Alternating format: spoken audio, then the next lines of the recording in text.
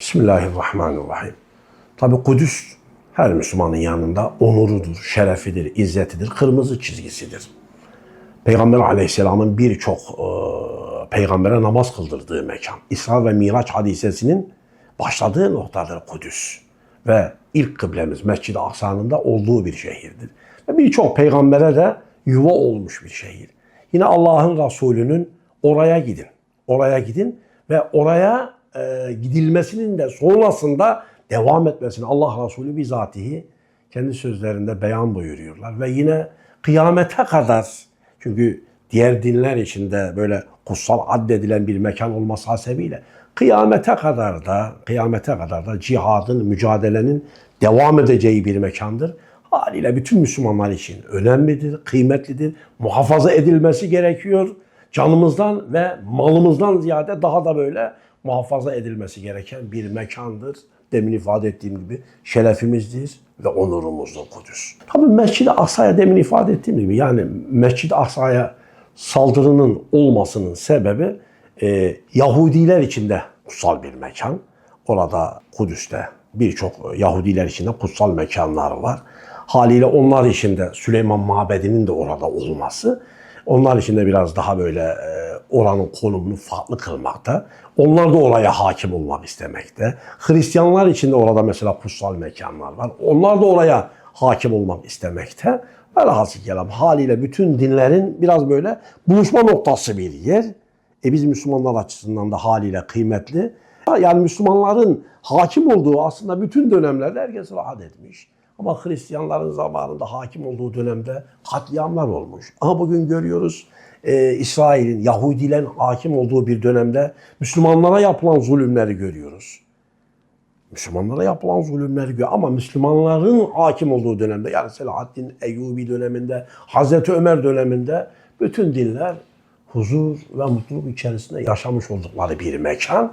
Yani her din için kutsal ama Müslümanların hakimiyetinde rahat edilmiş. Diğer hakimiyet dönemlerinde maalesef bugün de dahil olmak üzere huzursuzluk diz boyu.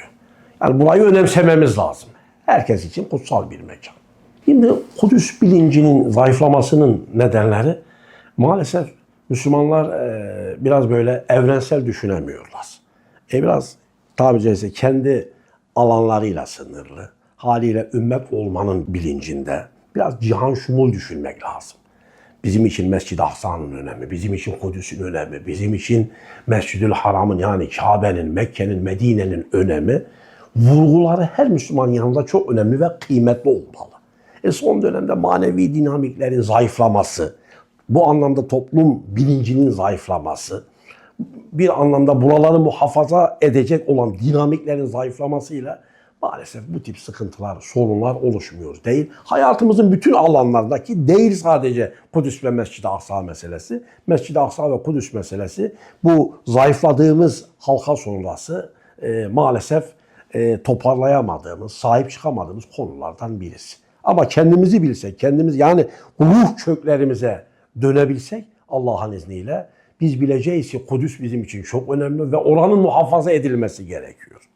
Bu bilinçten biraz uzak kalınca maalesef bu tip sorunlar sadece bu alan için değil birçok mesele içinde oluşmakta.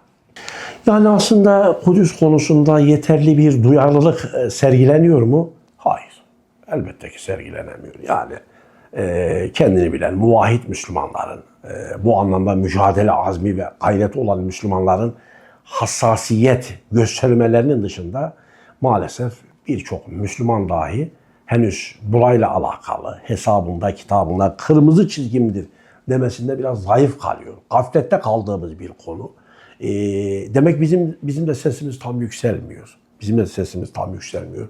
Haliyle bugün uluslararası arenada Müslümanların maalesef tamamıyla, bütünüyle burayı kurtarmamız gerekir. Burayı muhafaza etmemiz gerekir. Bura bizim için çok kutsal mekanların olduğu bir yerdir. Allah'ın Resulü'nün işaret ettiği bir yerdir. Velhasıl kelam, bu duygu deforme olmuş, bu duygu yıpranmış. Demin söylemiş olduğumuz sahipler, sebepler, bunun nedenleri. Yani özümüze ve ruh köklerimize dönsek bu işi toparlayacağız. Haliyle o demin ifade ettiğiniz sorunuzdaki hissiyat oluşacak. Muhafaza etme hissiyatı oluşacak. Biraz bununla Aynı paralelde bu meseleyi düşünmek lazım. Gençlere nasıl aktarılır? Tabii çok farklı platformlarda Kudüs'ün her Müslüman sözcüsü olmalı.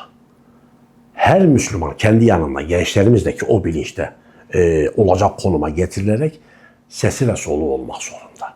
Eğer biz bunu hiç durmadan, hani kıyamete kadar mücadelenin, cihadın devam edeceği alan diyoruz ya, yani bu iş o zaman kıyamete kadar sürecek bir mesele. Yani oranın sesi olmak, oranın soluğu olmak, nefesi olmak, oranın propagandisti olmak her Müslümanın yanında bir görevdir, sorumluluktur. Hale biz bütün bunları her platformda zikredersek, her platformda dile getirirsek, Kudüs'ümüz, Mescid-i Aksa'mız, buraların muhafaza edilmesi gerekir.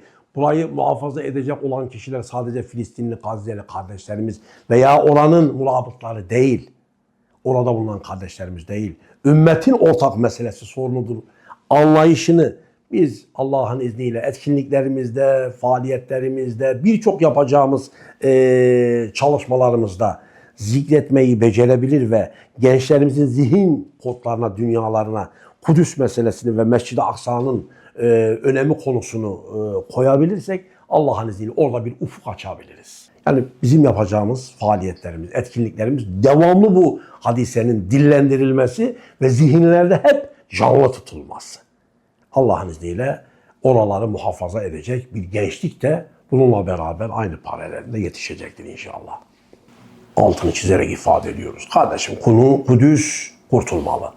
Kudüs Müslümanların olmalı. Öyle bölünerek doğu tarafı bilmem falancaya verilecek, batı bilmem nerede kalacak.